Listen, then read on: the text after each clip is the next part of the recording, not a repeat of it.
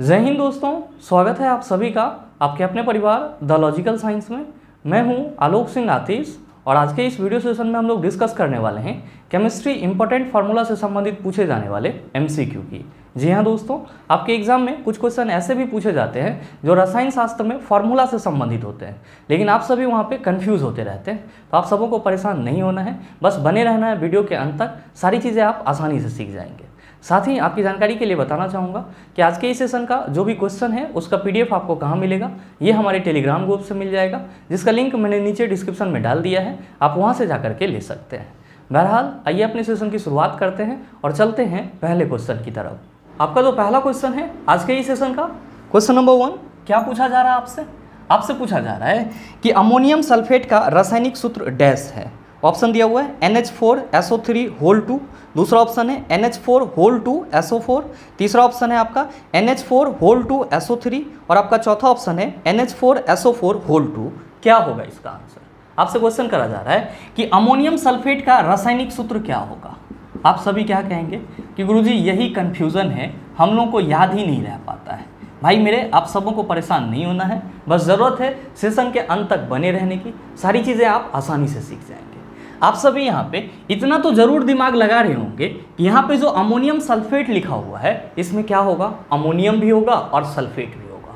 और no doubt आप सबों को मालूम होगा कि केमिस्ट्री में अमोनियम और सल्फेट को क्या बोला जाता है, मूलक बोला जाता है, यानी कि रेडिकल्स बोला जाता है। आप कहेंगे कि गुरुजी ये मूलक क्या होता है? भाई मेरे, आप सभी ध्यान में रखेंगे कि मूलक को हम लोग इंग्लिश में रेडिकल्स कहते हैं, और जब हम लोग इसको डिफाइन करते हैं तो क्या कहते हैं? आप सभी कहेंगे कि गुरुजी ये परमाणु या परमाणुओं का समूह होता है जिस पे पॉजिटिव या निगेटिव चार्ज होता है। तो केमिस्ट्री में जहाँ पे भी किसी परमाणु पे या फिर परमाणु के समूह पे आपको धन आवेश या ऋण आवेश दिख जाए, आप क्या कहेंगे कि गुरुजी ये मूलक है, रेडिकल्स। सवाल ये है कि इसका फॉर्मूला क्या होगा। तो भाई मेरे ध्यान देना कि अमोनियम भी मूलक है और सल्फेट भी क्या है, आपका मूलक है। और मेरे ख्याल से आप सबों को मालूम होगा कि अमोनियम के लिए हम लोग क्या लिखते हैं फॉर्मूला, आप कहते हैं गुरुजी NH4+ लिखते हैं। सल्फेट के लिए क्या लिखते हैं, आप कहते हैं SO4 2- लिखते हैं। ध्यान दीजिएगा कि यहाँ पे जो आप NH4+ और SO4 2- लिख रहे हैं, इससे आपको क्या पता चल रहा है? आप कहेंगे अभी ये बताए हैं गुरुजी ये दोनों मूलक है, ये चीज़ पता चल रहा है। क्यों? क्योंकि केमिस्ट्री में जहाँ पे भी किसी भी परमाणु या परमाणु के समूह पे पॉजिटिव या निगेटिव चार्ज लिखा हुआ रहेगा वो क्या कहलाएगा, मूलक कहलाएगा। और साथ ही सबसे अहम चीज़ आप सभी ध्यान में रखेंगे कि किसी भी मूलक पे जितना पॉजिटिव या निगेटिव चार्ज होता है वही उसकी क्या होती है, संयोजकता होती है। और अगर आपको इस दोनों ही रेडिकल्स का संयोजकता मालूम चल जाए तो क्या आप फॉर्मूला नहीं बना सकते हैं? आप कहेंगे आसानी से बना सकते हैं। भाई मेरे, आप सभी क्या देख रहे हैं यहाँ पे कि अमोनियम पे 1+ चार्ज है, तो आप क्या कहेंगे, अमोनियम की संयोजकता 1 हो जाएगी। सल्फेट पे 2- चार्ज है, तो सल्फेट की संयोजकता कितनी हो जाएगी, आप कहेंगे 2 हो जाएगी। तो हम लोग क्या करते हैं, अमोनियम का जो संयोजकता है उसको उसके सामने लिख दे रहे हैं, सल्फेट का जो संयोजकता है उसको उसके सामने लिख दे रहे हैं। अब क्या करेंगे, तो आप कहेंगे कि गुरुजी जब दोनों का संयोजकता मालूम चल गया है तो अगर हम कोना कोनी गुना कर दें तो हमारा क्या निकल जाएगा, फॉर्मूला निकल जाएगा। बिल्कुल सर, ध्यान दीजिए, कोना कोनी गुना को हम लोग क्या कहते हैं, क्राइस क्रॉस कहते हैं। और आप सभी क्या कहेंगे कि सर इसका मतलब ये हुआ कि अमोनियम के साथ सल्फेट का वैलेंसी जाएगा और सल्फेट के साथ अमोनियम का वैलेंसी जाएगा। बिल्कुल सर, ध्यान दीजिएगा, लिखेंगे कैसे, तो आप सभी कहेंगे कि गुरुजी NH4 और यहाँ पे हमारा वैलेंसी कितना है, 2, तो क्या इसको हम गुना 2 करेंगे? आप कहेंगे बिल्कुल नहीं, इसको हम लोग क्या करेंगे, होल 2 करेंगे। क्या करेंगे, होल 2 करेंगे। और साथ ही ध्यान दीजिएगा यहाँ पे आपका जो सल्फेट है इसके साथ कितना वैलेंसी जाएगा, तो आप कहेंगे अमोनियम का जो वैलेंसी 1 है वो जाएगा, और वैलेंसी 1 को तो हम लोग रिप्रेजेंट करते नहीं है, तो हम लोग क्या करेंगे सर, सीधे SO4 लिख देंगे। अब ये आपका क्या हो गया, आप कहेंगे कि गुरुजी यह जो है वो अमोनियम सल्फेट का रासायनिक सूत्र हो गया, यानी कि अमोनियम सल्फेट का फॉर्मूला हो गया। तो बताइए ये आसान है या टफ है? बस समझने का देर है। अगर आप कंसेप्चुअली उस चीज़ को फोकस कर लेते हैं, समझ पाते हैं, तो मेरे ख्याल से किसी भी लेवल से या कहीं पे भी आपसे क्वेश्चन पूछा जाए तो आप उसको आसानी से बना सकते हैं। बहरहाल आपसे क्वेश्चन क्या पूछा जा रहा है, क्वेश्चन पूछा जा रहा है कि अमोनियम सल्फेट का रासायनिक सूत्र डैश है। आप कहेंगे NH4 SO4। देख लीजिए कि किस ऑप्शन में है, आप कहिएगा सर ऑप्शन नंबर बी में है, तो लीजिए सही आंसर क्या हो गया, ऑप्शन नंबर बी हो गया। मेरे मित्र ध्यान में रखेंगे कि जो आपका अमोनियम सल्फेट है इसका उपयोग कहाँ पे किया जाता है, तो आप सभी ध्यान में रखेंगे इसका मास लेवल पे उपयोग जो है वो उर्वरक के रूप में किया जाता है। कहाँ पे किया जाता है, उर्वरक के रूप में किया जाता है, यानी कि फर्टिलाइजर्स के रूप में किया जाता है। और साथ ही साथ आप सभी ध्यान में रखिएगा कि अमोनियम सल्फेट में नाइट्रोजन कितना % होता है, तो आप सभी ध्यान में रखेंगे क्योंकि ये क्वेश्चन भी पूछा जाता है कि अमोनियम सल्फेट में नाइट्रोजन की प्रतिशतता कितनी होती है, तो आप सभी ध्यान में रखेंगे कि अमोनियम सल्फेट में नाइट्रोजन की प्रतिशतता 21% होती है और सल्फर की प्रतिशतता कितनी होती है, तो आप सभी याद रखना 24% होती है। ये भी आपके लिए इंपॉर्टेंट है, इससे संबंधित भी क्वेश्चन आपके एग्जाम में पूछे जाते हैं। आप कहेंगे कि सर हमारे ऑप्शन में जो NH4SO3 दिया हुआ है तो क्या ये भी कंपाउंड है? मेरे मित्र ये कंपाउंड नहीं है, ये फॉर्मूला ही गलत है। आप कहेंगे कैसे गलत है, तो मेरे मित्र अभी जस्ट मैंने आपको क्या बताया कि जो अमोनियम सल्फेट का आपने फॉर्मूला बनाया है इसमें अमोनियम की जो संयोजकता थी वो किसके साथ जा रही है, तो गुरुजी सल्फेट के साथ जा रही है। और सल्फेट की संयोजकता किसके साथ जा रही है, तो सर अमोनियम के साथ जा रही है। और ध्यान में रखिएगा कि चाहे आपका सल्फेट हो या फिर आपका सल्फाइट हो, सल्फाइट बोले तो SO3 और अगर सल्फेट बोलेंगे तो क्या कहेंगे, तो ध्यान में रखिएगा सल्फेट बोलेंगे तो SO4 कहेंगे, सल्फाइट बोलेंगे तो SO3 कहेंगे। तो चाहे सल्फेट हो या फिर सल्फाइट हो, दोनों का संयोजकता कितना होता है, तो गुरुजी 2 होता है। कितना होता है, 2 होता है। तो जब भी ये अमोनियम के साथ कंपाउंड बनाएगा तो जो सल्फेट या सल्फाइट की संयोजकता होगी वो किसके साथ जाएगा, अमोनियम के साथ जाएगा। और क्या लिखाएगा, तो सर अमोनियम में होल 2 लिखाएगा। लेकिन आप अगर पहले फॉर्मूला पे गौर फरमाएंगे तो क्या कहेंगे कि गुरुजी वहाँ पे NH4 लिखा हुआ है सीधे सीधे और SO3 में होल 2 लिखा हुआ है। तो आप बताओ कि क्या ये सही है, आप कहेंगे सर गलत है। आपका दूसरा ऑप्शन तो अमोनियम सल्फेट ही है। आपका तीसरा ऑप्शन है NH4 होल 2 SO3। आप कहेंगे सर यहाँ पे तो अमोनियम के साथ होल 2 दिया हुआ है, बिल्कुल दिया हुआ है, और सर इसका नाम भी होता है। क्या नाम होता है, तो अभी जस्ट मैंने आपको बताया कि हम लोग सल्फाइट के लिए क्या लिखते हैं सर, SO3 लिखते हैं। और आपके तीसरे ऑप्शन में यानी कि ऑप्शन सी में क्या लिखा हुआ है, तो सर ऑप्शन सी में NH4 होल 2 और क्या लिखा हुआ है, SO3 लिखा हुआ है। ये जो आपका फॉर्मूला है ये किसका है, अमोनियम सल्फाइट का है। क्या है, अमोनियम सल्फाइट का है। इसमें सर जो SO3 है वो सल्फाइट को रिप्रेजेंट कर रहा है। तो आप ये चीज़ भी ध्यान में रख लीजिएगा कि गुरुजी अमोनियम सल्फाइट का जो फॉर्मूला होता है, अमोनियम सल्फाइट का जो फॉर्मूला होता है वो क्या होता है, NH4 होल 2 SO3 होता है। और अमोनियम सल्फेट का फॉर्मूला NH4 होल 2 SO4 होता है। आप कहेंगे कि सर चौथे ऑप्शन में NH4 SO4 होल 2 है, तो भाई मेरे आपका ये फॉर्मूला भी क्या है, गलत है। अभी जस्ट मैंने आपको बताया है कि चाहे आपका सल्फेट हो या फिर सल्फाइट हो, अगर ये अमोनियम के साथ कंपाउंड बनाएगा इसका वैलेंसी कहाँ पे जाएगा, अमोनियम पे जाएगा। और जब भी अमोनियम पे जाएगा तो क्या लिखाएगा, NH4 होल 2 लिखाएगा। जबकि चौथे ऑप्शन में क्या कहा जा रहा है, तो सीधे सीधे NH4 की बात की जा रही है। तो ये आपका फॉर्मूला देखने से ही क्या हो जा रहा है, तो गुरुजी गलत हो जा रहा है। उम्मीद करते हैं समझ पाए होंगे। चलते हैं अगले क्वेश्चन की तरफ। आपका जो अगला क्वेश्चन है, क्वेश्चन नंबर 2, क्या पूछा जा रहा है आपसे, आपसे पूछा जा रहा है कि वह ठोस पदार्थ जिसका सामान्य नाम शुष्क बर्फ है। ऑप्शन दिया हुआ है CaCO3, दूसरा ऑप्शन है CO, तीसरा ऑप्शन है CO2 और चौथा ऑप्शन है CaCl2। क्या होगा इसका आंसर, आपसे क्वेश्चन करा जा रहा है कि आपके ऑप्शन में जो दिए गए यौगिक हैं उसमें से कौन से यौगिक का सामान्य नाम शुष्क बर्फ है। मेरे मित्र आप सभी क्या कहते हैं कि गुरुजी जब हम लोग शुष्क बर्फ की बात करते हैं तो इसी को इंग्लिश में क्या कहते हैं, ड्राई आइस कहते हैं। और नो डाउट आप सबों को मालूम होगा कि ठोस CO2 यानी कि ठोस कार्बन डाइऑक्साइड को क्या बोला जाता है, आप सभी कहते हैं कि गुरुजी ठोस कार्बन डाइऑक्साइड को शुष्क बर्फ बोला जाता है, यानी कि ड्राई आइस बोला जाता है। तो आपसे जो क्वेश्चन करा जा रहा है उसका सही आंसर क्या होगा, आप सभी कहेंगे CO2। और CO2 आपके किस ऑप्शन में है, आप कहेंगे सर ऑप्शन नंबर सी में है, इसीलिए सही ऑप्शन क्या हो जाएगा, ऑप्शन नंबर सी हो जाएगा।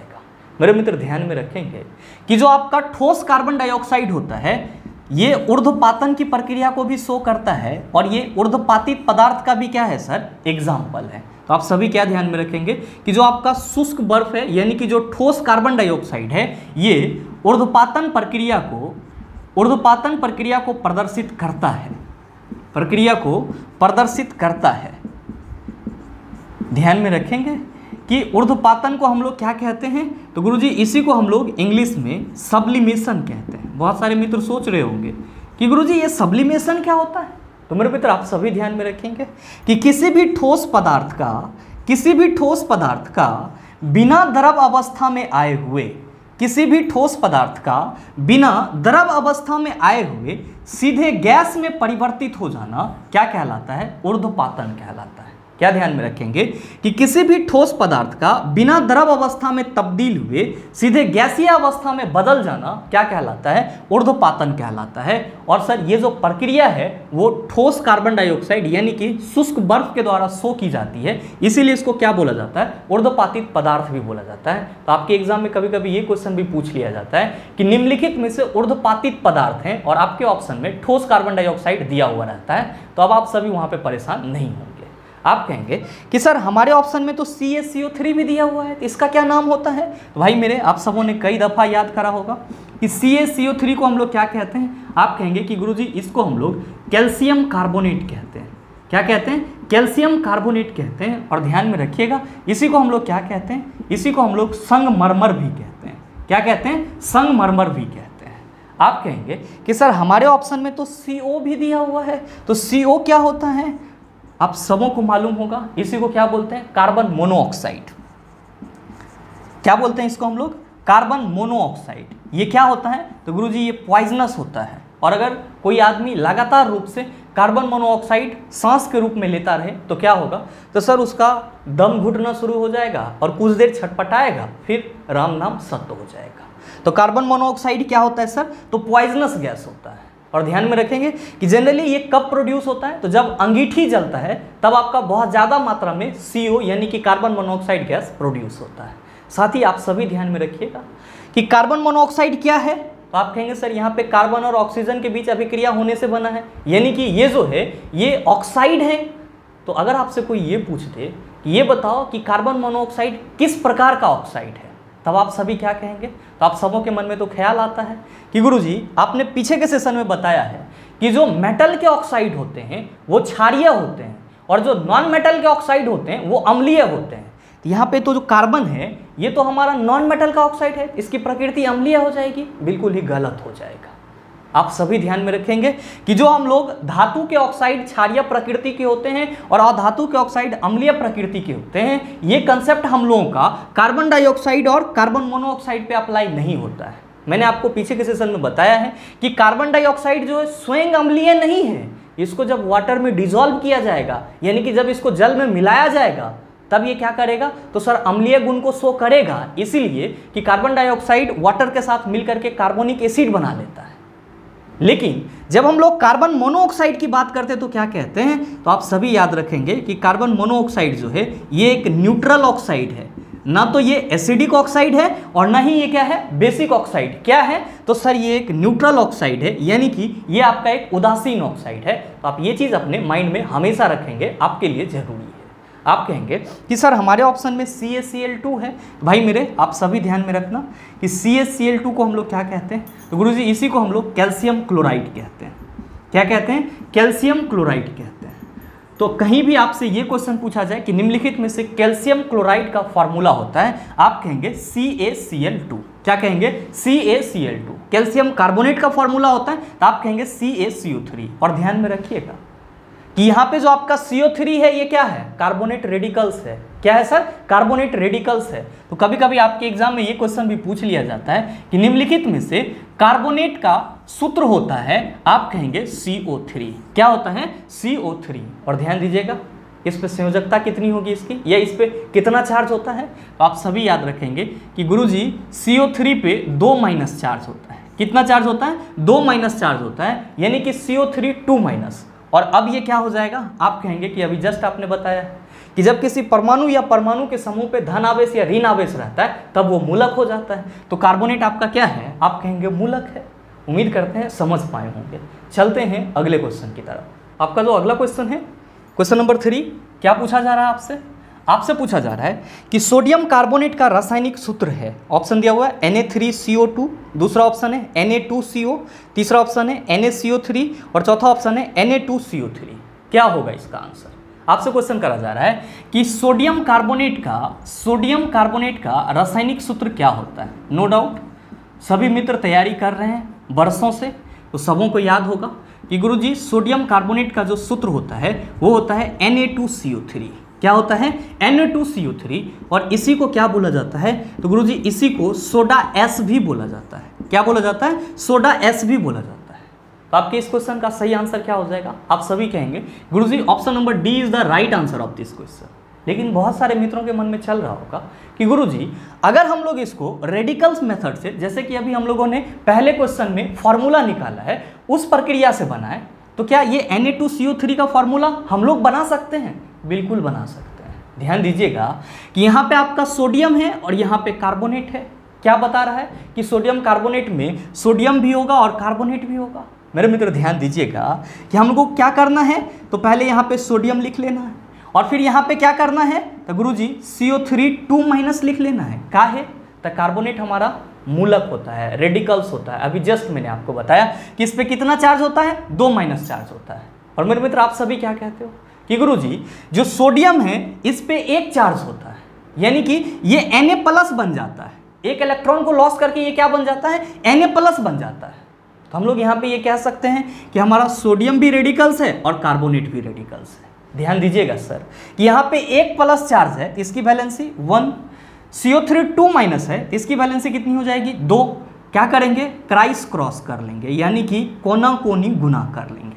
आप क्या कहेंगे कि गुरुजी ये सेम सूत्र आ जाएगा। देख लीजिए यहाँ पे हम लोग क्या लिखेंगे, तो सर जी यहाँ पे सिर्फ सोडियम लिखा हुआ है और सोडियम के साथ ये कार्बोनेट की संयोजकता जाएगी, कोई और यहाँ पे तत्व तो नहीं है, तो हम लोग सीधे क्या करेंगे? Na2 लिख देंगे।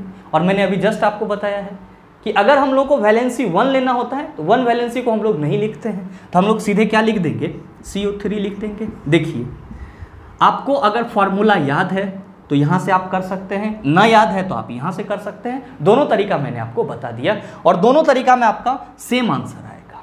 लेकिन मेरे मित्र आप सभी यहाँ पे एक और चीज़ ध्यान में रखेंगे। क्या ध्यान में रखेंगे? कि सोडियम कार्बोनेट को वॉशिंग सोडा भी बोला जाता है। कब बोला जाता है? तो मेरे मित्र जब हम लोग क्या करते हैं, सोडियम कार्बोनेट Na2CO3 में 10H2O ऐड कर देते हैं, तब ये हमारा क्या हो जाता है, तो गुरुजी तब ये हमारा वॉशिंग सोडा का फॉर्मूला हो जाता है। क्या हो जाता है? वॉशिंग सोडा का फॉर्मूला हो जाता है, यानी कि धोने वाले सोडा का फॉर्मूला हो जाता है। सवाल ये है कि गुरुजी ये इतना बड़ा फॉर्मूला हमको याद कैसे रहेगा? तो मेरे मित्र आप यहाँ पे सिंपल रूप में समझिए कि जब आप कपड़ा धोने जाएंगे तो आपको 10 बाल्टी पानी की ज़रूरत होगी और साथ ही साथ किसकी ज़रूरत होगी, तो गुरुजी सर्फ की भी ज़रूरत होगी। और मेरे मित्र ध्यान में रखेंगे सर्फ को हम लोग सोडा भी बोलते हैं और Na2CO3 आपका क्या कहलाता है, तो गुरुजी इसी को तो अभी जस्ट आपने सोडा एस बोला है, इसको हम लोग सोडा भी बोल सकते हैं। आप कहेंगे बिल्कुल बोल सकते हैं। मैंने आपको क्या बताया कि कपड़ा धोने जाएंगे तो आपको 10 बाल्टी पानी की ज़रूरत होगी, साथ में सर्फ की ज़रूरत होगी, यानी कि सोडा की ज़रूरत होगी। अगर आपको सोडियम कार्बोनेट का फॉर्मूला याद है तो मेरे ख्याल से आपको ये चीज़ याद रह जाएगा कि कपड़ा धोने में 10 बाल्टी पानी की ज़रूरत होती है। तो आप क्या कहेंगे कि Na2CO3 में जब हम लोग 10H2O लगा देंगे तो वॉशिंग सोडा का फॉर्मूला Na2CO3 10H2O होता है। ये चीज़ याद रह जाएगा। तो आप इसको आसानी से याद रख सकते हैं। जब भी आपसे कोई ये पूछे कि वॉशिंग सोडा का रासायनिक सूत्र क्या होता है, तो आप क्या कहेंगे, गुरुजी ने बताया था कि कपड़ा धोने जाएंगे तो हमको सर्फ भी चाहिए होगा और 10 बाल्टी पानी भी चाहिए होगा। सर्फ के लिए Na2CO3 लिख दीजिए और 10 बाल्टी पानी के लिए तो सर 10H2O लिख देंगे। क्या हो गया? वॉशिंग सोडा का फॉर्मूला हो गया। उम्मीद करते हैं समझ पाए होंगे। चलते हैं अगले क्वेश्चन की तरफ। आपका जो अगला क्वेश्चन है, क्वेश्चन नंबर 4, क्या पूछा जा रहा है आपसे? आपसे पूछा जा रहा है कि सोडियम सल्फेट का रासायनिक सूत्र है। ऑप्शन दिया हुआ है NaSO4, दूसरा ऑप्शन है Na2SO4, तीसरा ऑप्शन है NaSO3, चौथा ऑप्शन है आपका NaSO4 2। आप सभी क्या कहेंगे कि गुरुजी अब तो हम लोग किसी भी रासायनिक सूत्र का फॉर्मूला आसानी से निकाल लेंगे, क्योंकि मेथड हम लोग को पता चल गया है। ध्यान दीजिएगा क्या पूछा जा रहा है कि सोडियम सल्फेट का रासायनिक सूत्र क्या होगा।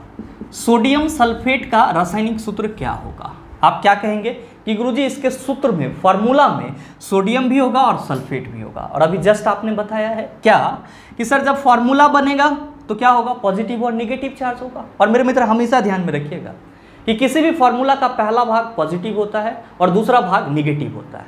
पहला भाग सोडियम है, क्या होगा, पॉजिटिव, दूसरा भाग सल्फेट है, क्या होगा, निगेटिव। आप क्या कहेंगे, सर अभी आपने ये भी बताया है कि जो सोडियम है इस पे एक प्लस चार्ज होता है, यानी कि Na+ हो जाएगा, और जो आपका सल्फेट है इस पे क्या होता है, SO4 2- होता है। मतलब आपको इस दोनों ही रेडिकल्स का वैलेंसी पता चल गया है। कैसे?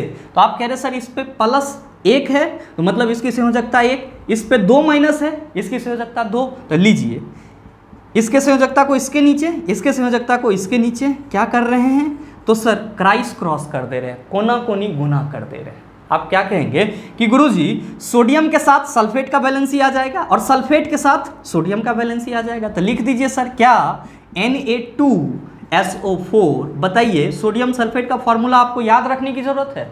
आप क्या कहेंगे कि गुरुजी सोडियम सल्फेट का फॉर्मूला Na2SO4 हो जाएगा। तो देख लीजिए Na2SO4 आपका किस ऑप्शन में है? आप कहेंगे सर ऑप्शन नंबर बी में है। तो सही answer sir option number B हो जाएगा। उम्मीद करते हैं समझ पाए होंगे। चलते हैं अगले क्वेश्चन की तरफ। आपका जो अगला क्वेश्चन है क्वेश्चन नंबर 5, क्या पूछा जा रहा है आपसे? आपसे पूछा जा रहा है कि कैल्शियम फॉस्फेट का आणविक सूत्र क्या होगा।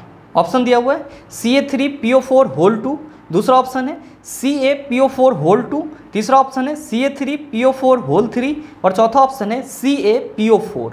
क्या होगा इसका आंसर? क्वेश्चन करा जा रहा है कि कैल्शियम फॉस्फेट का आणविक सूत्र क्या होगा।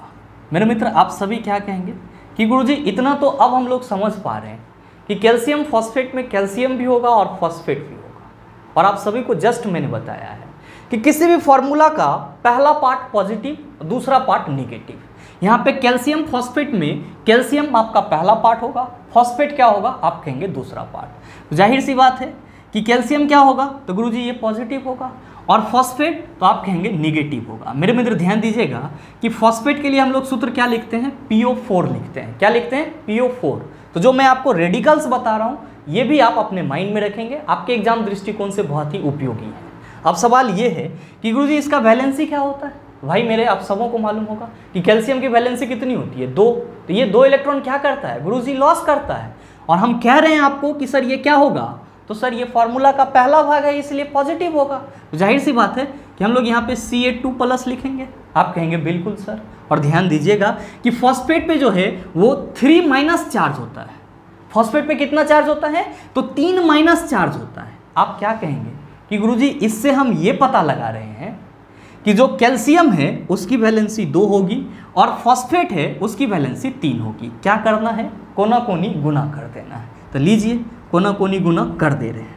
आप क्या कहेंगे कि गुरुजी कैल्शियम के साथ फॉस्फेट की वैलेंसी जुटेगी और फॉस्फेट के साथ कैल्शियम की वैलेंसी जुटेगी। बिल्कुल सर। ध्यान दीजिएगा कि यहाँ पे कैल्शियम के साथ तो कोई और तत्व नहीं है, तो यहाँ पे फॉस्फेट का वैलेंसी सीधे जुड़ जाएगा। क्या हो जाएगा? Ca3 हो जाएगा।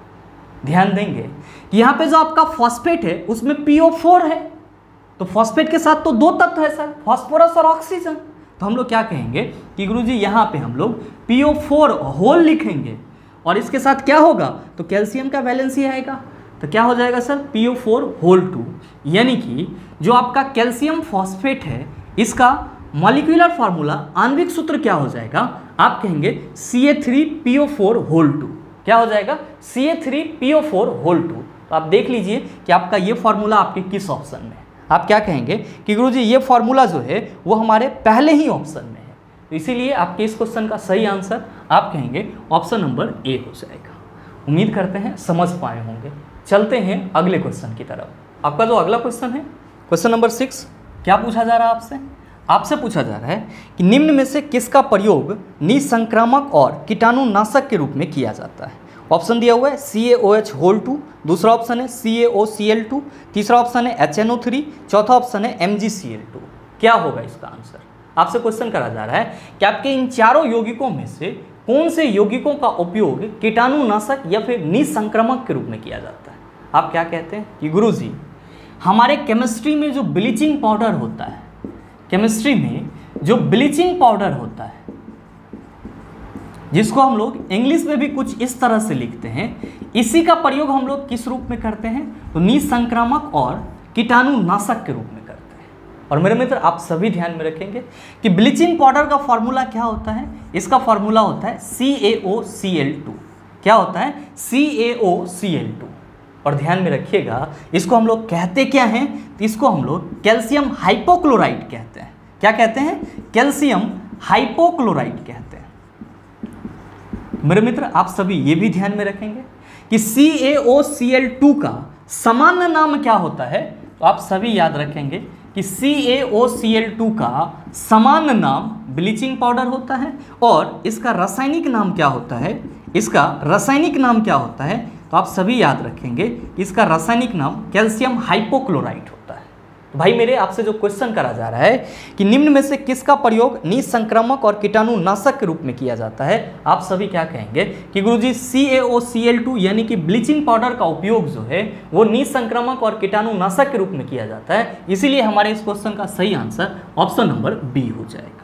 आप कहेंगे कि गुरुजी हमारे ऑप्शन में तो CaOH2 भी दिया हुआ है, कहने की कोई ज़रूरत नहीं है, आप सभी को मालूम होगा इसी को हम लोग क्या कहते हैं, आप कहेंगे कि गुरुजी इसी को हम लोग कैल्शियम हाइड्रोक्साइड कहते हैं। क्या कहते हैं? कैल्शियम हाइड्रोक्साइड कहते हैं। और इसी को क्या बोला जाता है, आप कहेंगे कि गुरुजी इसी को बुझा हुआ चूना बोला जाता है। क्या बोला जाता है? बुझा हुआ चूना बोला जाता है। ध्यान में रखेंगे इसी को हम लोग स्लैग्ड लाइम भी कहते हैं। क्या कहते हैं? स्लैग्ड लाइम भी कहते हैं।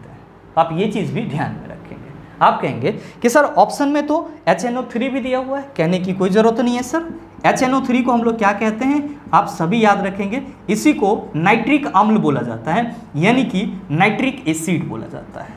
आप कहेंगे कि गुरुजी ऑप्शन में तो MgCl2 भी है, इसका क्या नाम होगा, तो चला आप सभी ध्यान में रखना। MgCl2 को हम लोग क्या कहते हैं, तो गुरुजी इसको हम लोग मैग्नीशियम क्लोराइड कहते हैं। क्या कहते हैं? मैग्नीशियम क्लोराइड कहते हैं। तो आप सभी ये छोटा छोटा फॉर्मूला भी अपने माइंड में रखेंगे, आपके लिए उपयोगी है। उम्मीद करते हैं समझ पाए होंगे। चलते हैं अगले क्वेश्चन की तरफ। आपका जो अगला क्वेश्चन है, क्वेश्चन नंबर 7, क्या पूछा जा रहा है आपसे? आपसे पूछा जा रहा है कि अनबुझे चूने का आणविक सूत्र डैश है। ऑप्शन दिया हुआ है CaOH2, दूसरा ऑप्शन है CaCO3, तीसरा ऑप्शन है CaCl2 और चौथा ऑप्शन है CaO। क्या होगा इसका आंसर? आपसे क्वेश्चन करा जा रहा है कि जो अनबुझा चूना है, अनबुझा चूना है, उसका रासायनिक सूत्र क्या होता है? आप सभी क्या कहते हैं कि गुरुजी हम सबों ने सदियों से याद करा है कि जो हमारा CaO होता है, जिसको हम लोग कैल्शियम ऑक्साइड कहते हैं, ये क्या कहलाता है? अनबुझा चूना कहलाता है, या फिर इसी को हम लोग गुरुजी कली चूना कहते हैं, या फिर इसी को हम लोग क्विक लाइम कहते हैं। और जब यही कैल्शियम ऑक्साइड वाटर के साथ रिएक्ट कर लेता है, तब ये CaOH2 बना लेता है, जिसको हम लोग क्या कहते हैं, तो गुरुजी इसको हम लोग बुझा हुआ चूना कहते हैं, या फिर इसी को हम लोग क्या कहते हैं, तो जस्ट अभी आपने बताया है, इसको हम लोग स्लैग्ड लाइम कहते हैं। क्या कहते हैं? स्लैग्ड लाइम कहते हैं। और ध्यान में रखेंगे जब भी आपसे क्वेश्चन पूछा जाए, अनबुझा चूना कैल्शियम ऑक्साइड, बुझा हुआ चूना कैल्शियम हाइड्रोक्साइड, साथ ही क्विक लाइम किसे बोला जाता है? कैल्शियम ऑक्साइड को। सर स्लैग्ड लाइम किसे बोला जाता है? कैल्शियम हाइड्रोक्साइड को। और ध्यान में रखिएगा कि कैल्शियम हाइड्रोक्साइड का उपयोग किस लिए किया जाता है, तो घरों के रंग रोगन में किया जाता है, या फिर पुताई करने के लिए किया जाता है। तो आपसे जो क्वेश्चन करा जा रहा है कि अनबुझे चूने का आणविक सूत्र डैश होगा, आप कहेंगे कि गुरुजी CaO होगा, कैल्शियम ऑक्साइड होगा। तो आप बताओ सही आंसर क्या हो जाएगा? आप सभी कहेंगे गुरुजी option number D is the right answer of this question. आप कहेंगे कि गुरुजी ऑप्शन में तो CaCO3 भी दिया हुआ है, भाई मेरे इसी को कैल्शियम कार्बोनेट कहते हैं, अभी जस्ट मैंने आपको बताया है। आप कहेंगे सर अगले ऑप्शन में CaCl2 दिया हुआ है, इसी को हम लोग कैल्शियम क्लोराइड कहते हैं। उम्मीद करते हैं समझ पाए होंगे। चलते हैं अगले क्वेश्चन की तरफ। आपका जो अगला क्वेश्चन है, क्वेश्चन नंबर 8, बड़ा ही हलवा सा सवाल आपसे पूछा जा रहा है कि कैल्शियम हाइड्रोक्साइड का सही सूत्र डैश है। बताइए, ना बनेगा, आसानी से बन जाएगा। और इस क्वेश्चन का आंसर मैं आप सबों के ऊपर छोड़ता हूँ, सही आंसर क्या होगा नीचे कमेंट करके ज़रूर बताइएगा, आपके कमेंट का इंतजार रहेगा। बहरहाल चलते हैं अगले क्वेश्चन की तरफ। आपका जो अगला क्वेश्चन है, क्वेश्चन नंबर 9, क्या पूछा जा रहा है आपसे? आपसे पूछा जा रहा है कि डैश का रासायनिक नाम कैल्शियम सल्फेट हेमीहाइड्रेट है। ऑप्शन दिया हुआ है जिप्सम, दूसरा ऑप्शन है प्लास्टर ऑफ पेरिस, तीसरा ऑप्शन है बेकिंग पाउडर, चौथा ऑप्शन है बेकिंग सोडा। आपसे क्वेश्चन करा जा रहा है कि आपके इस चारों ऑप्शन में से किसका रासायनिक नाम कैल्शियम सल्फेट हेमीहाइड्रेट है? मेरे मित्र आप सभी अंदाजा लगा लिए होंगे। अच्छा ये बताओ कि जब आप जिप्सम की बात करते हो तो आप सभी क्या कहते हो? आप सभी कहते हो कि गुरुजी जिप्सम का रासायनिक सूत्र होता है CaSO4 2H2O। जिप्सम का रासायनिक सूत्र क्या होता है? आप सभी कहते हैं CaSO4 2H2O। अच्छा इसका रासायनिक नाम क्या होता है? आप कहते हैं कि गुरुजी इसको हम लोग कैल्शियम सल्फेट डाइहाइड्रेट कहते हैं। क्या कहते हैं? कैल्शियम सल्फेट डाइहाइड्रेट कहते हैं। और मेरे मित्र आप सभी क्या कहते हैं कि गुरुजी जब यह जिप्सम को गर्म किया जाता है तो एकरा में जो 2 मॉलिक्यूल्स पानी का है उसमें से आधा उड़ जाता है और हम लोग क्या लिखते हैं? हम लोग CaSO4 हाफ H2O लिखते हैं। क्या लिखते हैं? CaSO4 हाफ H2O लिखते हैं, जिसका समान नाम क्या होता है? तो आप कहते हैं POP, full form plaster of Paris, और इसका केमिकल नेम, रासायनिक नेम क्या होता है? तो आप सभी कहते हैं कि गुरुजी एकरे रासायनिक नाम होता है कैल्शियम सल्फेट हेमीहाइड्रेट। क्या होता है इसका रासायनिक नाम? Calcium sulphate hemihydrate. तो आप सभी क्या कहेंगे? आप कहेंगे कि गुरुजी जिप्सम का रासायनिक सूत्र CaSO4 2H2O होता है, जिसका रासायनिक नाम कैल्शियम सल्फेट डाइहाइड्रेट होता है। जब इसको गर्म किया जाता है तब ये POP में चेंज हो जाता है, यानी कि CaSO4 हाफ H2O में चेंज हो जाता है, और इसका रासायनिक नाम क्या होता है? कैल्शियम सल्फेट हेमीहाइड्रेट होता है। क्या होता है? कैल्शियम सल्फेट हेमीहाइड्रेट होता है। और इसको हम लोग क्या कहते हैं? प्लास्टर ऑफ पेरिस भी कहते हैं, सामान्य नाम के तौर पे, नॉर्मल नेम, या आप कह सकते हो जनरल नेम के तौर पे। आपसे क्वेश्चन क्या करा जा रहा है? क्वेश्चन करा जा रहा है कि डैश का रासायनिक नाम कैल्शियम सल्फेट हेमीहाइड्रेट है। आप क्या कहेंगे कि गुरुजी पहला ऑप्शन जिप्सम नहीं होगा क्योंकि इसका रासायनिक नाम कैल्शियम सल्फेट डाइहाइड्रेट है। दूसरा ऑप्शन आपका प्लास्टर ऑफ पेरिस है। आप कहेंगे सर ये तो हमारा आंसर है, क्योंकि अभी जस्ट आपने बताया कि इसको POP प्लास्टर ऑफ पेरिस या फिर कैल्शियम सल्फेट हेमीहाइड्रेट बोलते हैं। तो भैया सही आंसर आप कहेंगे ऑप्शन नंबर बी। मेरे मित्र आप सभी कहेंगे कि गुरुजी हमारे ऑप्शन में बेकिंग पाउडर दिया हुआ है और बेकिंग सोडा दिया हुआ है। तो भाई मेरे यहाँ पे आप डिफरेंसेस याद रखेंगे। क्या डिफरेंसेस? तो जहाँ भी बेकिंग पाउडर लिखा हुआ मिलेगा, जहाँ भी चिल्ला बेकिंग पाउडर लिखा हुआ मिलेगा, तो आप क्या कहेंगे कि बेकिंग पाउडर जो है वो NaHCO3 यानी कि बेकिंग सोडा और टार्टरिक अम्ल का मिश्रण होता है। ध्यान में रखिएगा, टार्टरिक एसिड का फॉर्मूला C4H6O6 होता है। यहाँ पे मैं लिख दे रहा हूँ टार्टरिक एसिड, ताकि आप सभी कंफ्यूज ना हो। तो जब भी बात करी जाएगी किसकी? बेकिंग पाउडर की, तो आप क्या कहेंगे कि बेकिंग पाउडर सोडियम बाइकार्बोनेट और टार्टरिक अम्ल का क्या होता है? मिश्रण होता है। लेकिन अगर पूछा जाए कि बेकिंग सोडा का फॉर्मूला क्या होता है, बेकिंग सोडा का फॉर्मूला क्या होता है, तो आप सीधे याद रखेंगे NaHCO3 यानी कि सोडियम बाइकार्बोनेट को क्या बोला जाता है? बेकिंग सोडा बोला जाता है। क्या बोला जाता है? Baking soda. तो ये डिफरेंसेज याद रखिएगा, आपके एग्जाम में इससे संबंधित क्वेश्चन पूछे गए हैं और पूछे जाते हैं। क्या कि बेकिंग पाउडर जो है वो सोडियम बाइकार्बोनेट यानी कि बेकिंग सोडा और टार्टरिक एसिड का मिश्रण होता है, जबकि बेकिंग सोडा जो है वो क्या होता है? तो सोडियम बाइकार्बोनेट, या इसी को हम लोग सोडियम हाइड्रोजन कार्बोनेट बोलते हैं। उम्मीद करते हैं समझ पाए होंगे। चलते हैं अगले क्वेश्चन की तरफ। आपका जो अगला क्वेश्चन है, क्वेश्चन नंबर 10, क्या पूछा जा रहा है आपसे? आपसे पूछा जा रहा है कि डैश सेलेक्ट लाइन बनाने के लिए पानी के साथ प्रबलता से प्रतिक्रिया करता है। ऑप्शन दिया हुआ है CaCl2, दूसरा ऑप्शन है CaO, तीसरा ऑप्शन है CaCO3 और चौथा ऑप्शन है CaOH2। आपसे क्वेश्चन करा जा रहा है कि आपके इन चारों ऑप्शन में से कौन सा सेलेक्ट लाइन बनाने के लिए पानी के साथ प्रबलता से मतलब तेजी से अभिक्रिया करता है। बहुत सारे मित्र सेलेक्ट लाइन देख करके आंसर CaOH2 टिक लगा दिए होंगे, गलत हो जाएगा। क्वेश्चन क्या पूछा जा रहा है? क्वेश्चन पूछा जा रहा है कि डैश सेलेक्ट लाइन बनाने के लिए पानी के साथ प्रबलता से अभिक्रिया करता है। अभी मैंने आपको क्या बताया है कि चला जब कैल्शियम ऑक्साइड H2O के साथ रिएक्ट करेगा तब क्या बनाएगा? तो CaOH2 कैल्शियम हाइड्रोक्साइड बनाएगा, और एकरे हम लोग क्या कहते हैं? सेलेक्ट लाइन कहते हैं। तो आप ये बताओ कि सेलेक्ट लाइन बनने के लिए किसके किसके बीच अभिक्रिया हो रही है? आप कहेंगे कि गुरुजी कैल्शियम ऑक्साइड और वाटर के बीच अभिक्रिया हो रही है। तो क्वेश्चन भी तो आपसे यही पूछा जा रहा है कि डैश सेलेक्ट लाइन बनाने के लिए पानी के साथ प्रबलता से अभिक्रिया करता है। तो पानी के साथ कौन अभिक्रिया कर रहा है? Calcium oxide. क्या बनाने के लिए? सेलेक्ट लाइन बनाने के लिए। तो बताओ सर सही आंसर क्या हो जाएगा? आप सभी कहेंगे गुरुजी option number B is the right answer of this question. तो भाई मैंने एग्जाम में इस तरह से धरफरा के आंसर नहीं देना है। क्वेश्चन को एक बार पढ़ेंगे, क्या कह रहा है, क्या पूछा जा रहा है, थोड़ा सोच समझ के जवाब देंगे ताकि आपका आंसर सही और सटीक हो। बहरहाल चलते हैं अगले क्वेश्चन की तरफ। आपका जो अगला क्वेश्चन है, क्वेश्चन नंबर 11, क्या पूछा जा रहा है आपसे? आपसे पूछा जा रहा है कि जिप्सम का रासायनिक सूत्र क्या है। बताइए, हमको बताना पड़ेगा या आप सभी आंसर कर देंगे? मेरे मित्र इस क्वेश्चन का आंसर आप सबों के ऊपर छोड़ता हूँ। सही आंसर क्या होगा नीचे कमेंट करके ज़रूर बताना, आपके कमेंट का इंतजार रहेगा। बहरहाल चलते हैं अगले क्वेश्चन की तरफ। आपका जो अगला क्वेश्चन है क्वेश्चन नंबर 12, क्या पूछा जा रहा है आपसे पूछा जा रहा है कि ब्लैक एंड वाइट फोटोग्राफी में उपयोग किए जाने वाले 2 रसायन कौन से हैं। ऑप्शन दिया हुआ है सिल्वर ब्रोमाइड और सिल्वर आयोडाइड, दूसरा ऑप्शन है सिल्वर क्लोराइड और सिल्वर ब्रोमाइड, तीसरा ऑप्शन है सिल्वर नाइट्रेट और सिल्वर नाइट्रेट, चौथा ऑप्शन है सिल्वर क्लोराइड और सिल्वर नाइट्रेट। बताइए ना बनेगा। मैंने आपको पीछे के सेशन में बताया है, जब भी आपसे क्वेश्चन पूछा जाए कि ब्लैक एंड वाइट फोटोग्राफी में, ध्यान में रखिएगा यहाँ पे एंड लिख लीजिएगा sir, black and white photography में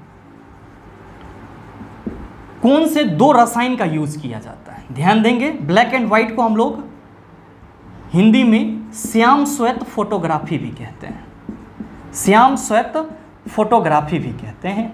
और जब भी आपसे क्वेश्चन करा जाए कि ब्लैक एंड वाइट फोटोग्राफी में कौन से 2 केमिकल का यूज किया जाता है, कौन से 2 रसायन का यूज किया जाता है, आप क्या कहेंगे?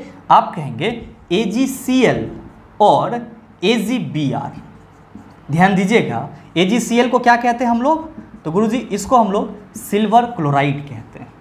क्या कहते हैं? सिल्वर क्लोराइड कहते हैं। AgBr को क्या कहते हैं? इसको हम लोग सिल्वर ब्रोमाइड कहते हैं।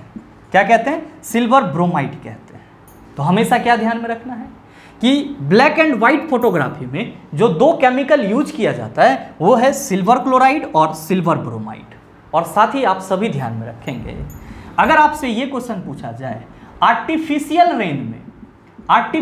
रेन में यानी कि कृत्रिम वर्षा में कौन से रसायन का उपयोग किया जाता है, तो आप कहेंगे AgI, जिसको हम लोग क्या कहते हैं? तो इसी को हम लोग सिल्वर आयोडाइड कहते हैं। क्या कहते हैं? सिल्वर आयोडाइड कहते हैं। ये दोनों ही चीज़ आप अपने माइंड में रखेंगे, आपके एग्जाम दृष्टिकोण से बहुत ही महत्वपूर्ण है। बहरहाल क्वेश्चन क्या पूछा जा रहा है? क्वेश्चन पूछा जा रहा है कि ब्लैक एंड व्हाइट फोटोग्राफी में उपयोग किए जाने वाले 2 रसायन कौन से हैं। आप क्या कहेंगे? सिल्वर क्लोराइड और सिल्वर ब्रोमाइड। और ये दोनों ही आपके किस ऑप्शन में है? आप कहेंगे गुरुजी ऑप्शन बी में है, और इसीलिए सही आंसर क्या हो जाएगा? ऑप्शन नंबर बी हो जाएगा। मेरे मित्र आप सभी ध्यान में रखेंगे, अगर आपसे क्वेश्चन ये पूछा जाए कि ब्लैक एंड व्हाइट फोटोग्राफी में निम्नलिखित में से किस धातु का उपयोग किया जाता है, तो आप क्या कहेंगे कि गुरुजी इस दोनों ही कंपाउंड में सिल्वर है, तो हम ये कह सकते हैं कि ब्लैक एंड व्हाइट फोटोग्राफी में धातु के रूप में सिल्वर का इस्तेमाल किया जाता है। उम्मीद करते हैं समझ पाए होंगे। चलते हैं अगले क्वेश्चन की तरफ। आपका जो अगला क्वेश्चन है क्वेश्चन नंबर 13, क्या पूछा जा रहा है आपसे पूछा जा रहा है कि पोटेशियम नाइट्रेट का मॉलिक्यूल सूत्र डैश है। बताइए ना बनेगा। आप कहेंगे सर आसानी से बना लेंगे। हमसे पूछा जा रहा है कि पोटेशियम नाइट्रेट का मॉलिक्यूलर फार्मूला क्या होगा। पोटेशियम नाइट्रेट का मॉलिक्यूलर फार्मूला क्या होगा। मेरे मित्र ध्यान देंगे, अभी जस्ट मैंने आपको इसी सेशन में बताया है कि किसी भी फार्मूला का पहला पार्ट पॉजिटिव, दूसरा पार्ट निगेटिव। आप क्या कहेंगे कि गुरुजी पोटेशियम जो है वो पॉजिटिव आयन होगा और जो नाइट्रेट NO3 है वो क्या होगा? निगेटिव आयन होगा। और आप सभी क्या कहते हैं कि गुरुजी पोटेशियम 1 इलेक्ट्रॉन लॉस करके पॉजिटिव आयन बना लेता है। तो जाहिर सी बात है कि यहाँ पे हम लोग K+ लिखेंगे। और ध्यान में रखिएगा कि नाइट्रेट की भी संयोजकता कितनी होती है? 1 ही होती है। तो ये जो आपका संयोजकता है ये किस रूप में आएगा? तो आप कहेंगे सर माइनस के रूप में आएगा। और आप क्या देख रहे हैं कि पोटेशियम पे एगो प्लस चार्ज है, नाइट्रेट पे एगो माइनस चार्ज है, मतलब दोनों का वैलेंसी 1-1 है। क्या करेंगे? क्राइस क्रॉस कर देंगे। आप क्या कहेंगे कि गुरुजी ये तो हमको पहले से ही याद था कि पोटेशियम नाइट्रेट का जो फार्मूला होता है वो KNO3 होता है। भाई मेरे को भी पता है कि आपको याद था, लेकिन मैंने आपको इस तरीके से बता दिया है ताकि अगर आप भूल भी जाओ तो आप इसको आसानी से बना लो। बहरहाल आपसे जो क्वेश्चन पूछा जा रहा है कि पोटेशियम नाइट्रेट का मॉलिक्यूल सूत्र डैश है, आप क्या कहेंगे? पहले ही ऑप्शन में KNO3 लिखा हुआ है, तो सही answer option number A is the right answer of this question. उम्मीद करते हैं समझ पाए होंगे। चलते हैं अगले क्वेश्चन की तरफ। आपका जो अगला क्वेश्चन है क्वेश्चन नंबर 14, क्या पूछा जा रहा है आपसे पूछा जा रहा है कि रासायनिक सूत्र K2SO4 डैश को निरूपित करता है। ऑप्शन दिया हुआ है पोटेशियम नाइट्रेट, दूसरा ऑप्शन है पोटेशियम क्लोराइड, तीसरा ऑप्शन है पोटेशियम सल्फेट, चौथा ऑप्शन है एल्यूमिनियम सल्फेट। क्या होगा इसका आंसर? आपसे क्वेश्चन करा जा रहा है कि जो आपका K2SO4 है ये आपका किस रासायनिक यौगिक का सूत्र है? आप सभी क्या कहेंगे कि गुरुजी इतना आसान है, क्या है? तो यहाँ पे पोटेशियम लिखा हुआ है और यहाँ पे SO4 कई बार आपने बताया है इसी सेशन में, एकरे हम लोग क्या कहते हैं? सल्फेट कहते हैं। मतलब साफ है कि ये जो हमारा रासायनिक सूत्र है ये किसका है? आप कहेंगे पोटेशियम सल्फेट का है। किसका है? पोटेशियम सल्फेट का है। तो चला ये भी ध्यान में रखना, अगर कहीं पे ये पूछ लिया जाए कि पोटेशियम सल्फेट का रासायनिक सूत्र है तो क्या कहेंगे? K2SO4। और K2SO4 किसका रासायनिक सूत्र है? तो कहेंगे पोटेशियम सल्फेट का। तो आप देख लो कि आपके किस ऑप्शन में पोटेशियम सल्फेट लिखा हुआ है। आप कहेंगे सर ऑप्शन सी में। तो भाई मेरे सही आंसर ऑप्शन नंबर सी हो जाएगा। आप कहिएगा कि सर हमारे ऑप्शन में तो पोटेशियम नाइट्रेट भी दिया हुआ है, तो अभी जस्ट हमने आपको बताया है कि KNO3 क्या है। आप कहेंगे कि गुरुजी एकरे हम लोग पोटेशियम नाइट्रेट कहते हैं। क्या कहते हैं? पोटेशियम नाइट्रेट कहते हैं। आप कहेंगे कि सर हमारे ऑप्शन में तो पोटेशियम क्लोराइड भी दिया हुआ है, परेशान नहीं होना है। KCl को क्या बोला जाता है? तो गुरुजी एकरा पोटेशियम क्लोराइड बोला जाता है।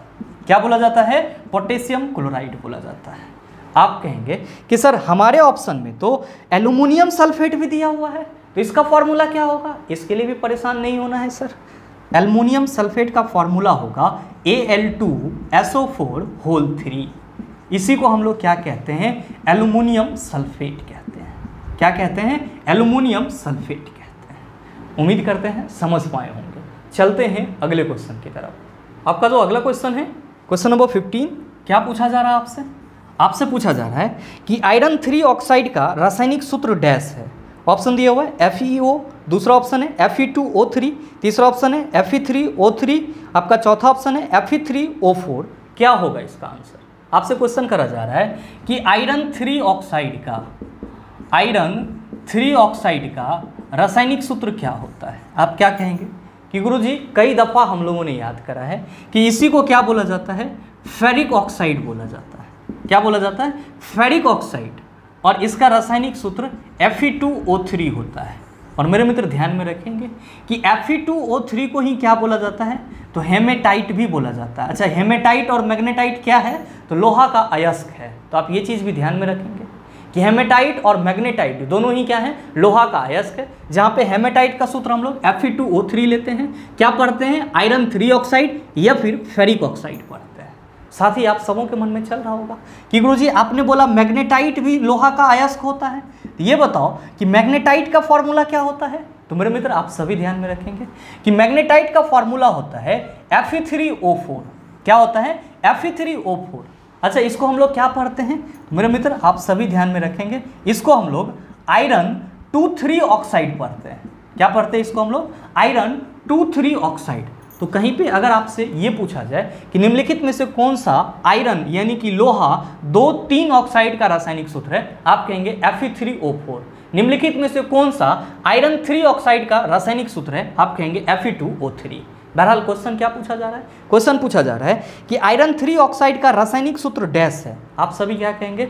Fe2O3। किस ऑप्शन में है sir? Sir option number B में है। सही आंसर क्या हो जाएगा? ऑप्शन नंबर बी हो जाएगा। आप कहेंगे कि सर हमारे ऑप्शन में FeO भी दिया हुआ है। तो भाई मेरे आप सभी ध्यान में रखेंगे कि FeO को हम लोग क्या कहते हैं? इसको हम लोग फेरस ऑक्साइड कहते हैं। क्या कहते हैं? फेरस ऑक्साइड कहते हैं। आप कहेंगे कि सर ऑप्शन में तो Fe3O3 भी दिया हुआ है, तो सर इस तरह का लोहा का कोई कंपाउंड नहीं है। नेक्स्ट है आपका ऑप्शन Fe3O4। आप क्या कहेंगे कि गुरुजी आपने बता दिया है, इसी को मैग्नेटाइट बोला जाता है या फिर आयरन 2,3 ऑक्साइड बोला जाता है। मेरे मित्र उम्मीद करते हैं यहाँ तक के जितने भी क्वेश्चन थे उन सभी को आप आसानी से समझ पाए होंगे। और मेरे ख्याल से अब अगर आपको इस टाइप का कोई भी प्रश्न दे दिया जाए तो आप उसका जवाब 100% दे सकते हैं। साथ ही उम्मीद करते हैं कि ये वीडियो आपको अच्छा लगा होगा। अगर आपको वीडियो अच्छा लगा तो वीडियो को लाइक कीजिएगा, ज़्यादा से ज़्यादा शेयर कीजिएगा। और हाँ, अगर आप चैनल पर नए हैं तो सब्सक्राइब करके बेल आइकन दबा लीजिएगा ताकि इस तरह के एग्जाम रेलेवेंट वीडियो का नोटिफिकेशन सबसे पहले आपके पास पहुँचे और आप उसको सबसे पहले देख पाओ। मिलते हैं फिर अगले सेशन में, तब तक के लिए best of luck. Thank you, have a nice day.